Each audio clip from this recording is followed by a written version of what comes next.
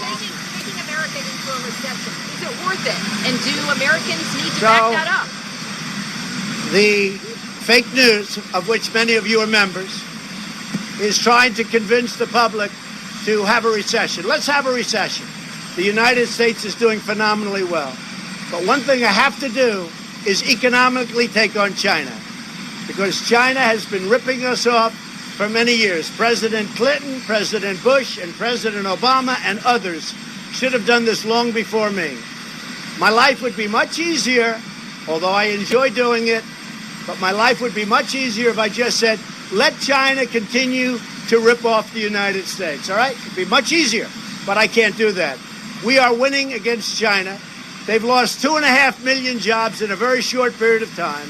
They want to make a deal. It's got to be a deal that's good for the United States. When they want to make a deal, probably we will make a deal. But if I didn't do that, and I'm not doing this, somebody said it's Trump's trade war. This isn't my trade war.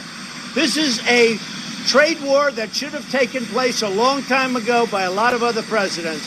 Over the last 5 or 6 years, China's made $500 billion. $500 billion. Ripped it out of the United States. And not only that, if you take a look, intellectual property theft, add that to it, and add a lot of other things to it. So somebody had to do it.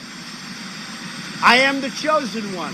Somebody had to do it. So I'm taking on China. I'm taking on China on trade. And you know what? We're winning because we're the piggy bank.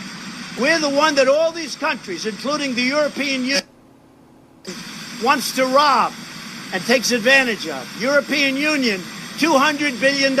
China, more than $500 billion. Sorry. I was put here by people. I was put here by people to do a great job. And that's what I'm doing. And nobody's done a job like I've done. Now, would China rather wait for a little more than a year and try and get sleepy Joe Biden to negotiate with instead of President Trump? Maybe, but I don't think so. You know why? They're losing too many jobs too fast. They had the worst year in 27 years, but I think it was actually 52 or 54 years. It's the worst year they've had in a half a century. And that's because of me. And I'm not proud of that, but you know what? They want to negotiate.